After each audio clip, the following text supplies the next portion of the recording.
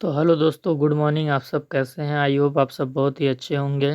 दोस्तों, ये आपके बीएड फोर्थ सेमेस्टर की क्लास है। बीएड फोर्थ सेमेस्टर की आपकी क्लास है और ये आपका सेकंड पेपर की क्लास हम लोग कर रहे हैं, जिसका नाम है guidance and counselling in school, विद्यालय में निर्देशन और परामर्श। गाइडेंस का दोस्तों हम concept, meaning, definitions, characteristics, need, educational need, social need जान चुके हैं। आज के वीडियो में हम ये जानेंगे कि मनोविज्ञान के क्षेत्र में, साइकोलॉजी के फील्ड में निर्देशन का उपयोग कहाँ-कहाँ किया जाता है और कैसे किया जाता है, या मनोविज्ञान के क्षेत्र में निर्देशन की आवश्यकता कहाँ, कब, कैसे पड़ती है। ये चीज़ हम जानने का कोशिश करेंगे। आप देख सकते हैं जो आज का हमारा टॉपिक है वो है, हम लोग गाइडेंस के नीड को पढ़ रहे हैं। तो उसमें हम लोग शैक्षिक आवश्यकता को पढ़ लिए हैं, सामाजिक आवश्यकता को भी पढ़ लिए हैं। आज हम लोग मनोवैज्ञानिक दृष्टि से निर्देशन की आवश्यकता कहाँ पड़ती है, कैसे पड़ती है और हम निर्देशन कैसे दे सकते हैं मनोविज्ञान के क्षेत्र में, तो इस चीज़ को आज हम पढ़ेंगे। तो दोस्तों, यदि आप चैनल पे नए होंगे तो चैनल को सब्सक्राइब कर लीजिएगा। वीडियो के डिस्क्रिप्शन में आपको टेलीग्राम चैनल का लिंक मिलेगा, तो आप टेलीग्राम चैनल को ज़रूर ज्वाइन कीजिएगा। यदि आप इसकी पीडीएफ चाहते हैं तो आपको वीडियो के डिस्क्रिप्शन में एक नंबर मिल जाएगा। उस नंबर पे आप कांटेक्ट करके इसकी पीडीएफ को परचेस कर सकते हैं, मिनिमम कुछ पेमेंट करके।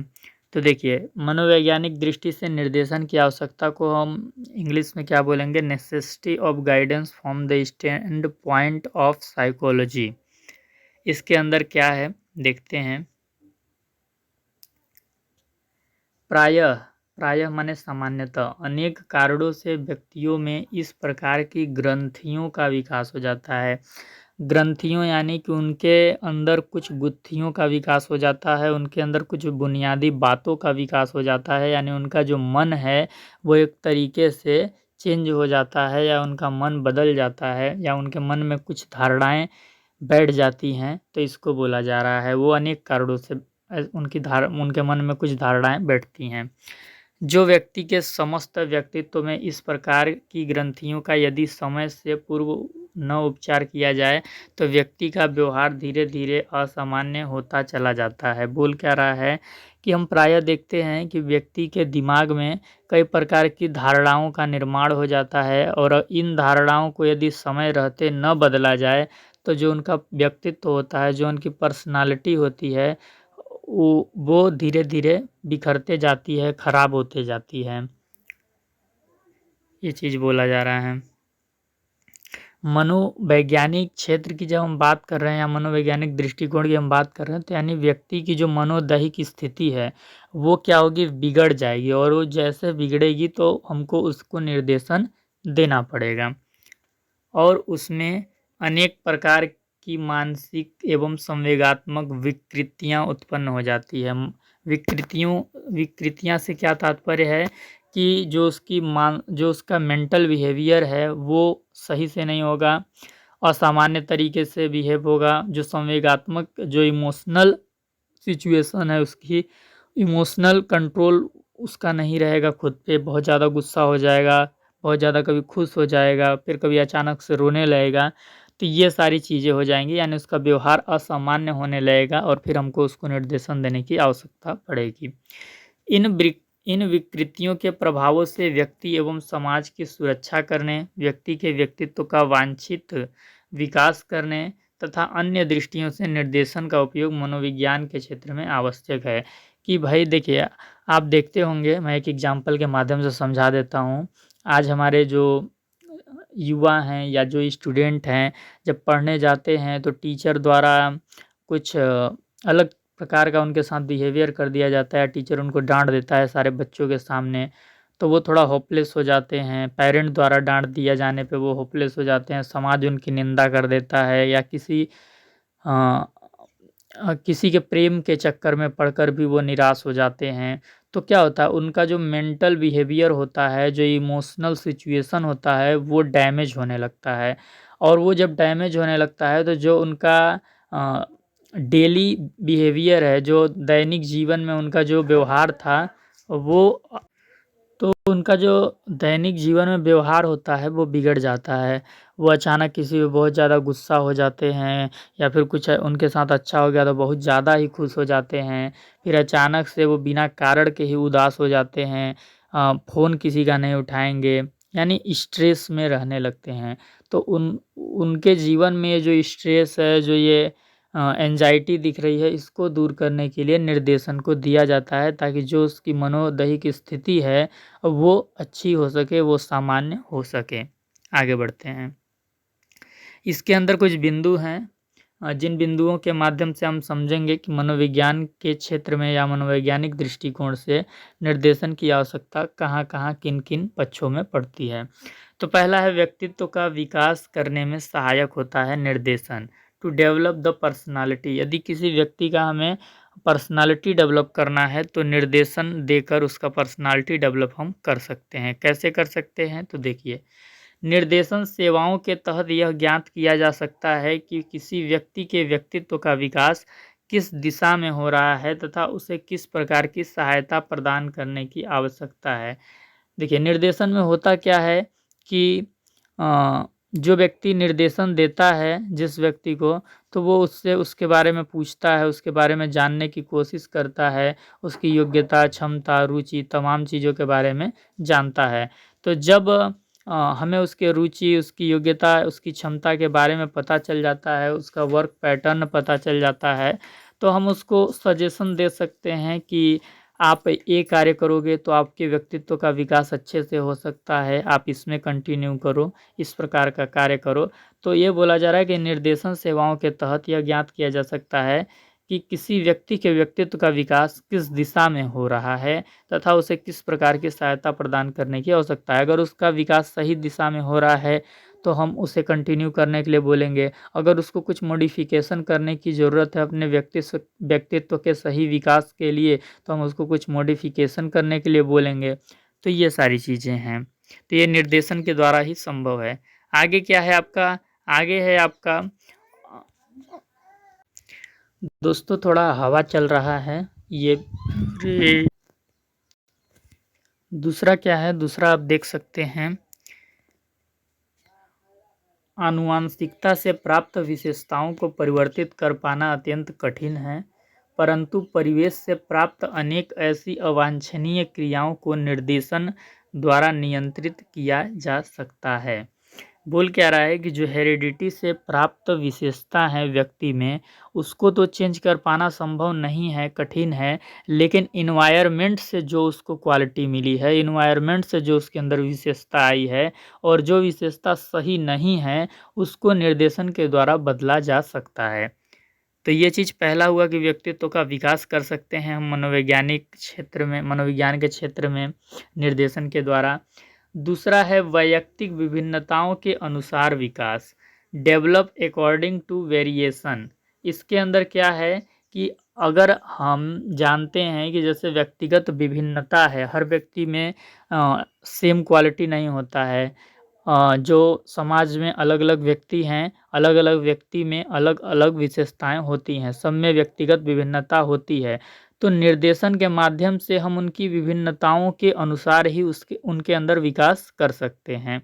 इसके अंदर क्या है, मनोवैज्ञानिक खोजों के आधार पर यह स्पष्ट हो चुका है कि कोई भी 2 व्यक्ति एक समान नहीं होते हैं, उनमें किसी न किसी रूप में पारस्परिक विभिन्नता अवश्य होती है। आगे, शिक्षा के क्षेत्र में बाल केंद्रित शिक्षा के सिद्धांत का निर्धारण वैयक्तिक विभिन्नता से संबंधित खोजों एवं अनुसंधानों का परिणाम है। इसीलिए आप देखे होंगे कि शिक्षा के क्षेत्र में चाइल्ड सेंटर्ड एजुकेशन को आज अप्लाई किया जाता है, उसके थ्योरी को अप्लाई किया जाता है कि जिस बच्चे की जैसी रुचि, योग्यता, अधिगम शैली है, उसके अनुसार वैसे ही शिक्षा व्यवस्था को हम डिजाइन करके उसको पढ़ाने का काम करेंगे। इसमें क्या है कि देखिए, शिक्षक क्या होता है, कम क्रियाशील होता है, और जो छात्र होता है वो अधिक क्रियाशील उसको बनाया जाता है, ये चाइल्ड सेंटर्ड एजुकेशन में। इसमें छात्र की जो रुचि है, जो अभिवृत्ति है, जो बुद्धि है, जो अभिरुचि है, उसके अनुसार उसको पढ़ाया जाता है। विकास के स्वाभाविक अवसर प्रदान किए जाते हैं, उसको ऐसा एनवायरनमेंट दिया जाता है कि उसका डेवलपमेंट हो सके।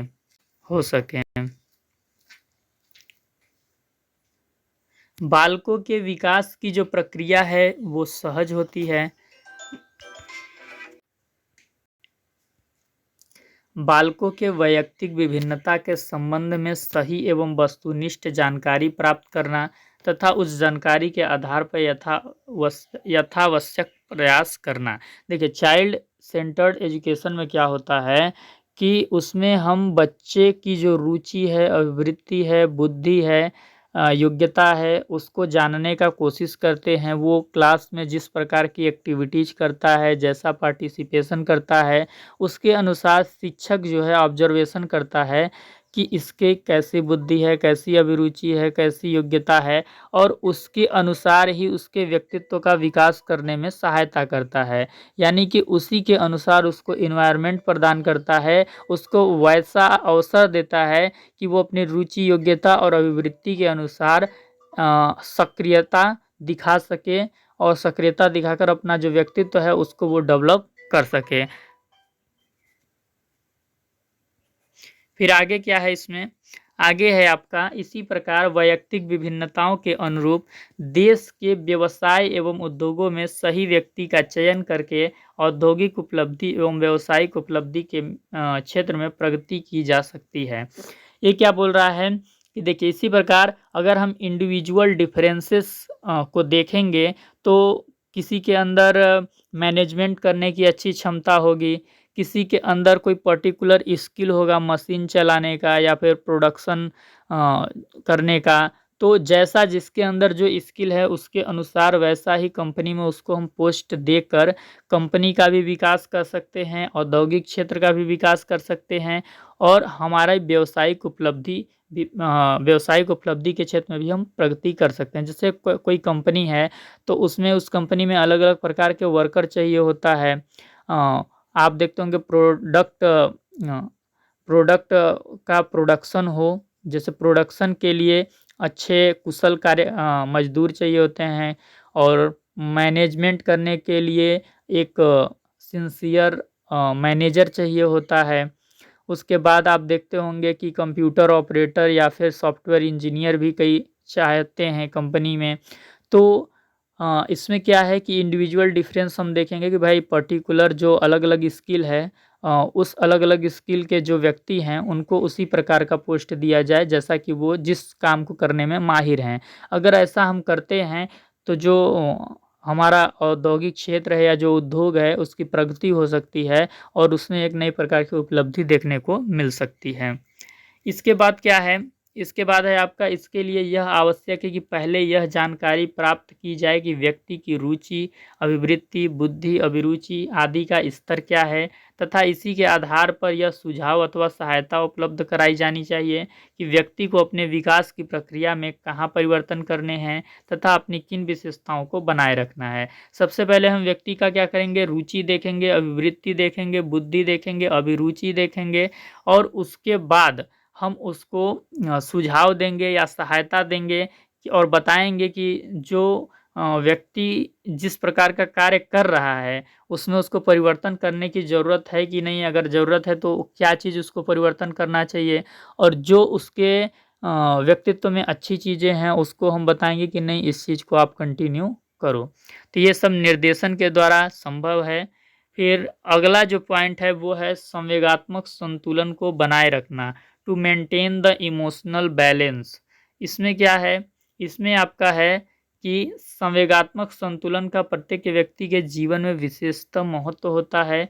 इस संतुलन के अभाव में व्यक्ति का समस्त व्यवहार विकृत होने की संभावनाएं रहती है।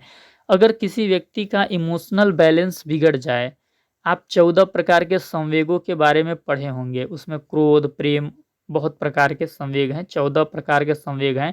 तो वे 14 प्रकार के संवेग अगर आपके नियंत्रण में नहीं हैं तो जो आपका व्यवहार होता है वो व्यवहार क्या होता है, बिगड़ जाता है, डैमेज हो जाता है। आप कभी भी किसी पे भी गुस्सा हो जाते हो, बिना मतलब के खुश हो जाते हो, बिना मतलब के उदास हो जाते हो। तो ये सब चीज़ें इमोशनल बैलेंस बिगड़ने के वजह से ही होती हैं। और इमोशनल बैलेंस कैसे बिगड़ता है ये भी हम जान सकते हैं। जैसे कोई बालक है, उस बालक की अगर आवश्यकता को और वर्तमान समय में उसे क्या चाहिए, अगर इस चीज़ का हम ध्यान नहीं रखते हैं तो बालक का इमोशनल बैलेंस बिगड़ सकता है। परिवार में जो संबंध है पापा मम्मी में, वो अगर मधुर नहीं है, तनावपूर्ण है, तो उसके कारण भी बच्चे स्ट्रेस में रहते हैं, बच्चों को अच्छा एनवायरनमेंट नहीं मिलता है और उनका इमोशनल बैलेंस बिगड़ जाता है। परिवार, पड़ोस, विद्यालय निर्धन है, परिवार, पड़ोस, विद्यालय का प्रभाव पड़ता है व्यक्ति के ऊपर। परिवार में अगर उसको अच्छा एनवायरनमेंट नहीं मिल रहा है तो बच्चे का इमोशनल बैलेंस बिगड़ सकता है। पड़ोस के द्वारा उसको सही एनवायरनमेंट नहीं मिल रहा है तो भी उसका इमोशनल बैलेंस बिगड़ सकता है। विद्यालय में टीचर उसको अच्छे से पढ़ा नहीं पा रहा है तो भी उसका इमोशनल बैलेंस बिगड़ सकता है। बच्चा निर्धन है कि अमीर है, ये भी डिपेंड करता है कि उसका भावात्मक संतुलन कैसा है। अगर उसका इमोशनल बैलेंस बिगड़ रहा है तो हो सकता है वो बहुत गरीब है इसलिए बिगड़ रहा है। तो ये चीज़ें भी डिपेंड करती है। बालकों की कुसंगति, बालक गलत संगत में पड़ जाते हैं और गलत संगत में पड़ने के बाद वो गलत-गलत काम करने लगते हैं, नशा करने लगते हैं, गुटखा खाने लगते हैं, सिगरेट पीने लगते हैं, तो उनका इमोशनल बैलेंस धीरे-धीरे बिगड़ने लगता है। इसके बाद अध्यापकों का उपेक्षापूर्ण व्यवहार। जो टीचर पढ़ाते हैं क्लास में तो कुछ बच्चों को बिल्कुल वैल्यू ही नहीं देते हैं। वो अगर कुछ बोला भी क्लास में तो बोलेंगे चुप, तू बैठ जा, तू क्यों बोलता है, तू तो गधा है। तो इस प्रकार से जो टीचर के द्वारा उपेक्षापूर्ण व्यवहार किया जाता है, इससे भी इमोशनल बैलेंस बिगड़ने की संभावना रहती है। युवा होने पर यौन एवं प्रेम की समस्याएं। आज जैसे ही बालक 16-17 साल का होता है वो किसी न किसी प्रेम प्रसंग में पड़ जाता है और उसके कारण उसका जो मेंटल लेवल होता है, मेंटल लेवल लो होना शुरू हो जाता है। उसकी जो दिमागी क्षमता होती है वो कमज़ोर होनी शुरू हो जाती है, क्योंकि दिन रात जब आप एक ही चीज़ के बारे में सोचिएगा, अगर उतना आप पढ़ाई के बारे में सोच लेते तो आप किसी और स्तर पर होते, आप कामयाब होते। लेकिन नहीं, आप पढ़ाई के बारे में उतना सोचने से पहले आप प्रेम प्रसंग के बारे में सोचते हैं। अगर प्रेम प्रसंग सफल हुआ तो आप खुश होते हैं, असफल हुआ तो निराश हो जाते हैं। तो ये भी एक कारण होता है बच्चों के, व्यक्तियों के इमोशनल बैलेंस के ऊपर नीचे होने का। समाज का उपेक्षापूर्ण व्यवहार, व्यावसायिक असफलताएं। समाज यदि आपको बहुत ज़्यादा इम्पोर्टेंस नहीं देता है, समाज आपको वैल्यू नहीं देता है, तो भी आपका जो इमोशनल बैलेंस है उसकी बिगड़ने की संभावनाएं होती हैं। अगर आपने कोई व्यवसाय शुरू किया है या आपने कोई काम स्टार्ट किया है, उसमें आपको सिर्फ असफलताएं ही असफलताएं देखने को मिल रही हैं, तो भी आप अपने जीवन से हार जाते हो, आपका इमोशनल बैलेंस बिगड़ जाता है। तो इसके सॉल्यूशन क्या हैं और इसके थोड़े लक्षण भी आगे हम देख लेते हैं। देखिए, इमोशनल बैलेंस बिगड़ने के बालक हो या व्यक्ति हो, अगर उसका इमोशनल बैलेंस बिगड़ रहा है तो इसके लक्षण क्या हैं? उसके अंदर दूषित विचार उत्पन्न होता है, वो आक्रोशी हो जाता है, हठी यानी ज़िद्दी हो जाता है, स्वार्थी हो जाता है, निराशा हो जाता है, हताश हो जाता है, अपेक्षा हो जाता है, घृणा करने लगता है, किसी भी कार्य में उसका मन नहीं लगता है, अभिभावकों के आदेशों का उल्लंघन करता है, अभिभावक से प्राप्त सुझावों का तिरस्कार करने में अपना कल्याण समझता है। तो ये सारे लक्षण इमोशनल बैलेंस के बिगड़ने के हैं। अपने उत्तरदायित्व की पूर्ति न कर पाने तथा अपनी संतानों से अपेक्षित व्यवहार न प्राप्त कर पाने के कारण अनेक अभिभावकों की दशा विक्षिप्त व्यक्ति के समान हो जाती है। अब देखिए, बालक और व्यक्ति का ही सिर्फ इमोशनल बैलेंस नहीं बिगड़ रहा है, यहाँ हर व्यक्ति का इमोशनल बैलेंस बिगड़ रहा है। तो उसी प्रकार जो पेरेंट होते हैं, जो माता पिता होते हैं, उनका भी इमोशनल बैलेंस बिगड़ने की संभावनाएं होती हैं। उनका कब संवेगात्मक संतुलन खराब होता है? जब वो अपने बच्चों से जो एक्सपेक्टेशन रखते हैं, वो एक्सपेक्टेशन यदि पूरा नहीं होता है, उसके विपरीत बच्चे कार्य करते हैं, तो अभिभावक का भी जो दिमाग होता है वो सटक जाता है, यानी वो भी संवेगात्मक संतुलन उनका बिगड़ जाता है। इसके बाद क्या है, विभिन्न पत्र पत्रिकाओं में इस प्रकार की संवेगात्मक समस्याओं से संबंधित अनेक लेख छपते हैं, समाचार छपते हैं आदि पढ़ने को प्राप्त होते रहते हैं। इन समस्याओं का यथासंभव हल करना आवश्यक होता है और निर्देशन के द्वारा इस उद्देश्य की पूर्ति में विशेष योगदान किया जा सकता है। किसी भी व्यक्ति का कितना भी संवेगात्मक संतुलन बिगड़ जाए, वो कुछ भी हो जाए, अगर उसको सही निर्देशन दिया जाएगा, उसको सही से गाइड किया जाएगा, तो वो सुधर सकता है। वो जो उसका संवेगात्मक संतुलन बिगड़ा है वो सही हो सकता है। तो इस क्षेत्र में भी निर्देशन की आवश्यकता पड़ती है। आज का जो अंतिम टॉपिक है वो है परिवार, विद्यालय एवं समाज में कुशल समायोजन के लिए निर्देशन की आवश्यकता है। जो बालक है या जो व्यक्ति है वो अपने परिवार में समायोजन कर सके, अपने विद्यालय में समायोजन कर सके, अपने समाज में समायोजन कर सके, इसके लिए उसे निर्देशन देने की आवश्यकता होती है। एक व्यक्ति के आचरण के गठन हेतु हम उसे निर्देशन देते हैं। हम चाहते हैं कि उसका एक अच्छा चरित्र का गठन हो जाए, उसके जीवन में, उसके व्यक्तित्व में अच्छी अच्छी विशेषताएं शामिल हों, तो उसे निर्देशन देने की आवश्यकता होती है। आदर्श चरित्र के निर्माण हेतु निर्देशन देने की आवश्यकताएं होती हैं। अगर उसे हम सत्य के बारे में बताना चाहते हैं, अहिंसावादी बनाना चाहते हैं, उसे हम जिम्मेदार बनाना चाहते हैं, राष्ट्र प्रेमी बनाना चाहते हैं, तो उसे निर्देशन देने की आवश्यकता होगी। जीवन पर्यंत निर्देशन को दिया जाता है, ये एक लाइफ लॉन्ग प्रोसेस है। और विकास के विभिन्न चरणों में निर्देशन देने की आवश्यकता होती है। विकास के चरण आप पढ़े होंगे, शैशवावस्था, बाल्यावस्था और किशोरावस्था, युवावस्था। तो जितने अवस्था हैं, हमेशा मरने तक निर्देशन की आवश्यकता होती है। तो विकास के विभिन्न जो चरण होते हैं उसमें बहुत सारे नवीन अवसर मिलते हैं। तो निर्देशन यदि हम देंगे बच्चों को तो उसका लाभ उठाया जा सकता है उन अवसरों का। और बहुत सारी आवश्यकताएं उत्पन्न होती है उनके विकास के विभिन्न चरणों में, तो उन आवश्यकताओं की पूर्ति करके हम उनको निर्देशन देके उन आवश्यकताओं की पूर्ति कर सकते हैं निर्देशन देके। आगे क्या है कि निर्देशन के माध्यम से जो विकास के विभिन्न चरण में परिस्थितियां क्रिएट होती हैं, सिचुएशंस क्रिएट होते हैं, क्रिटिकल कंडीशंस क्रिएट होते हैं, उनको हम प्रेडिक्ट कर सकते हैं और फिर उनको रिजॉल्व करने में उनकी सहायता भी हम कर सकते हैं। तो मनोविज्ञान के क्षेत्र में निर्देशन की आवश्यकता 4 जगहों पे पड़ती है। पहला तो किसी व्यक्ति के व्यक्तित्व के विकास में सहायक होता है निर्देशन। फिर अगर हम इंडिविजुअल डिफरेंसेस के अनुसार व्यक्तित्व का विकास करना चाहते हैं तो निर्देशन की आवश्यकता पड़ेगी। और उसके बाद संवेगात्मक संतुलन को बनाए रखने के लिए हमें निर्देशन की आवश्यकता पड़ती है। और उसके बाद परिवार, विद्यालय एवं समाज में कुशल समायोजन के लिए निर्देशन की आवश्यकता पड़ती है। तो आज का जो ये वीडियो लेक्चर था, बताइएगा आप कमेंट करके आपको समझ आया कि नहीं आया। कल हम पढ़ेंगे दोस्तों व्यावसायिक क्षेत्र में निर्देशन की आवश्यकता कहाँ पड़ती है, कैसे पड़ती है और कब पड़ती है। तो चैनल को सब्सक्राइब कर लीजिएगा। यदि आप चैनल पर नए होंगे तो वीडियो के डिस्क्रिप्शन में टेलीग्राम चैनल का लिंक होगा, तो आप टेलीग्राम चैनल को जरूर ज्वाइन कर लीजिएगा। साथ ही अगर आप इस पीडीएफ को प्राप्त करना चाहते हैं तो आपको एक पेमेंट करना होगा। उसके लिए आप वीडियो के डिस्क्रिप्शन में एक नंबर होगा, उस पर कॉन्टैक्ट कर लीजिएगा और हमारे व्हाट्सएप पे आप हमसे संपर्क करके इस पीडीएफ को प्राप्त कर सकते हैं।